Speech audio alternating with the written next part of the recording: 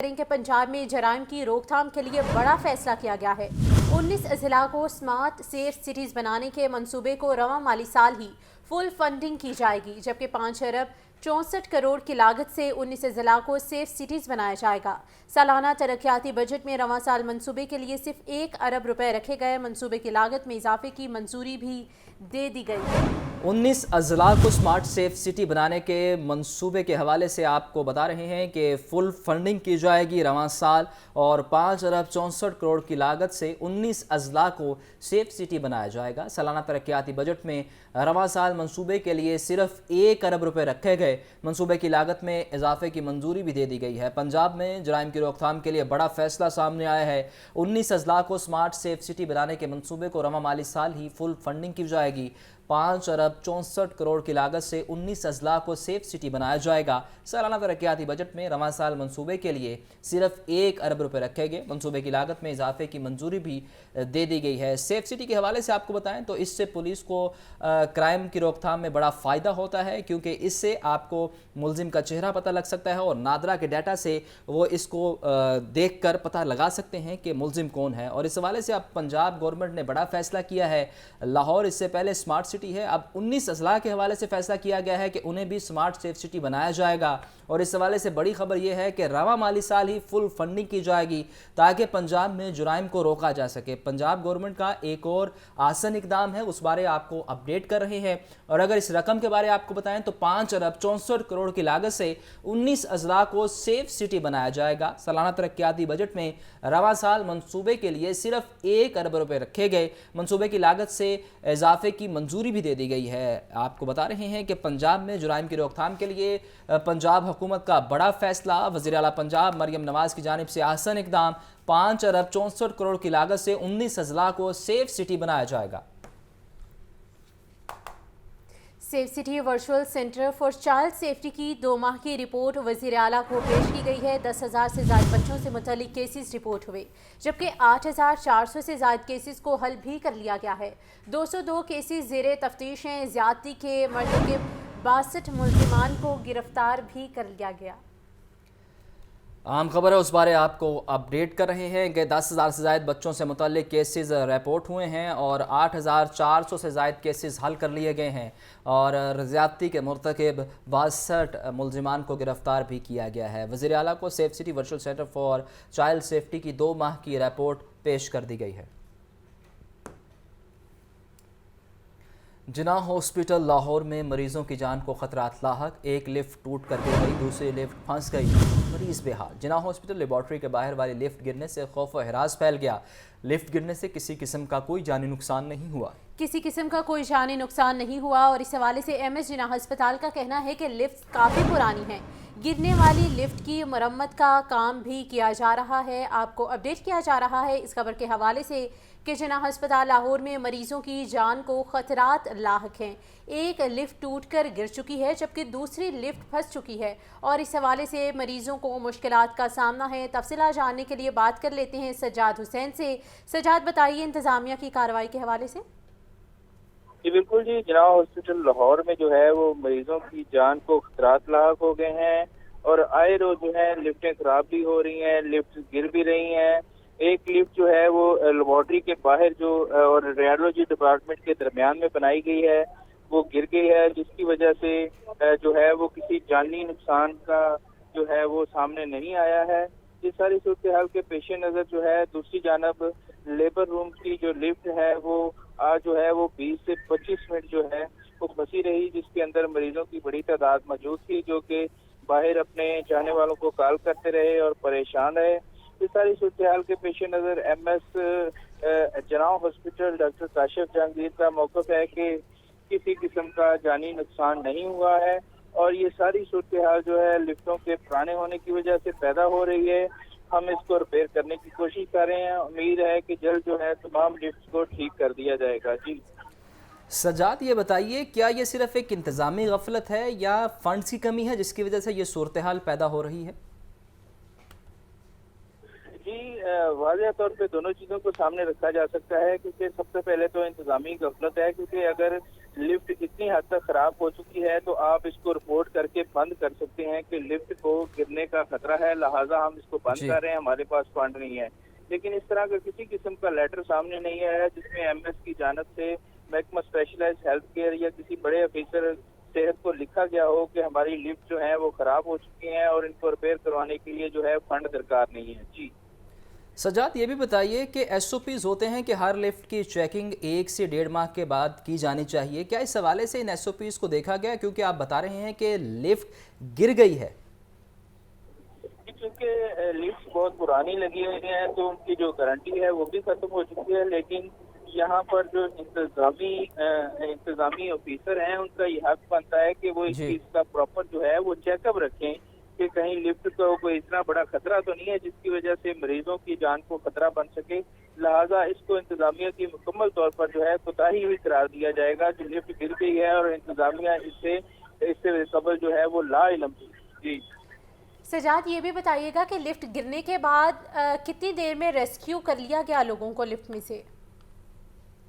यहाँ पे दो तरह की लिफ्ट हैं। एक मैं बताता चलूँ कि जो लिफ्ट गिरी है उसके अंदर कोई किसी किस्म का मरीज जो है वो मौजूद नहीं था जिसकी वजह से जानी नुकसान नहीं हुआ है। जो लिफ्ट बंद हुई थी उसके अंदर जो है वो 5 से 6 मरीज जो हैं वो मौजूद थे।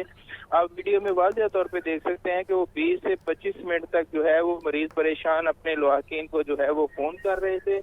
इस सारी सूरत हाल में 2 लिफ्टों की खराबी सामने आई है जिसमें से एक बंद रही है जबकि दूसरी लिफ्ट गिरी है और गिरने वाली लिफ्ट में किसी किस्म का जानी नुकसान नहीं हुआ है। आपका बहुत शुक्रिया सज्जाद। रोज़ क्लब चौक पर डेरे धरने के बायस क्लब चौक चारों इतराफ से बंद, क्लब चौक आने और जाने वाली ट्रैफिक को मुतबादिल रास्तों पर भिजवाया जाने लगा। शहरियों और एहतजाजी नाबीना अफराद के दरमियान तलख कलामी के वाक़यात पेश आए। और इसी पर मज़ीद तफसीलात जानने के लिए बात कर लेते हैं ज़ैन अली। ज़ैन, सूरत हाल के बारे में अपडेट कीजिए हमें।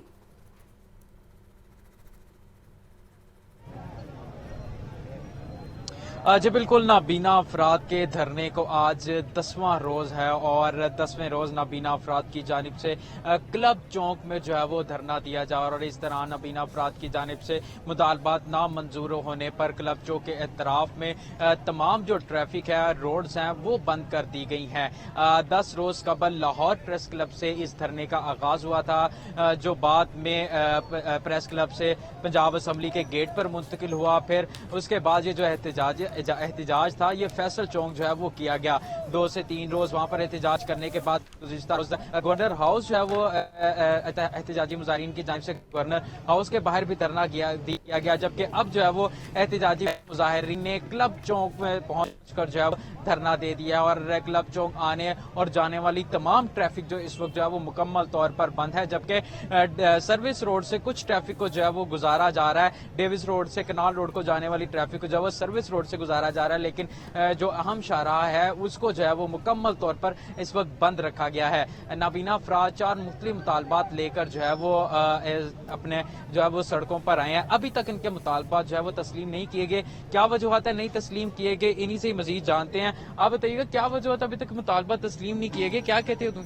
जी, मलिक जफर इकबाल बात कर रहा हूँ। मुतालबात देखें, मैं हैरान इस बात में हूँ कि अभी तक सीएम साहबा तक वो असल रिपोर्ट क्यों नहीं पहुँचाई गई जो कि जिससे इस पर अमल दरामद अब तक हो जाता। सीएम साहब ने नोटिस तो लिया है, चीफ सेक्रेटरी साहब के जिम्मे लगाया, लेकिन अभी तक वो नोटिस सामने नहीं आया कि नोट वो किस किस्म का ना अभी तक मुज़ाकराती टीम यहाँ पर आई है। मकसद जो है वो बिरादर यहाँ पर रोड बंद करना नहीं है, लोगों को तंग करना, पुलिस से लड़ाई झगड़ा करना, आवाम से झगड़ा करना, ये मकसद नहीं है। मकसद ये है कि हमारे जो हमारे हकूक़ हैं, जो हमारे पॉइंट हैं, उन पर हुकूमत को एहसास दिलवाना कि ये हमारे राइट्स हैं और ये हमें अब दें। धरना करना मकसद नहीं है हमारा मकसद है कि इस बात को हुकूमत तक ये बात पैगाम पहुंचाया जाए, लेकिन मुझे अफसोस इस बात का है कि वो पैगाम तोड़ मरोड़ कर पहुंचाया जा रहा है, उस तरीके से बात नहीं पहुंचाई जा रही जैसा कि शहबाज शरीफ और नवाज शरीफ के दौर में बातों को पहुंचाया जाता था, वो मिनिमम इस पे अमल होता था। अब पॉइंट हमारे सिर्फ ये है कि जो बेरोजगार हैं उनको रोजगार मिले और जो हमारे डेली वेजर हैं उनके लिए कानून साजी की जाए, उनको रेगुलर किया जाए। उसके बाद जो स्पेशल कन्वेंस अलाउंस है वो 6,000 से 10,000 किया जाए और जो हमारा कोटा है 3% कोटा था और हम चाह रहे हैं कि ये सिंध और बहुत शुक्रिया।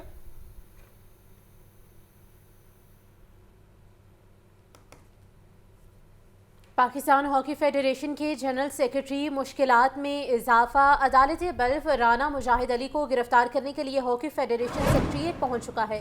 متعدد نوٹسز کے باوجود رانا مجاہد عدالت میں پیش نہیں ہوئے تھے، جبکہ ہاکی فیڈریشن کے ملازمین نے سیکریٹریٹ کو تالا بھی لگا دیا ہے۔ تفصیلات محمد اسامہ سے جانتے ہیں، بتائیے اسامہ۔ یہ بالکل پاکستان ہاکی فیڈریشن کے جنرل سیکرٹری کی مشکلات میں اضافہ ہوتا ہوا نظر آ رہا ہے۔ پی ایچ ایف کے جنرل سیکرٹری رانا مجاہد علی کو گرفتار کرنے کے لیے عدالتی بیلٹ ہاکی فیڈریشن کے سیکریٹریٹ پہنچ گیا۔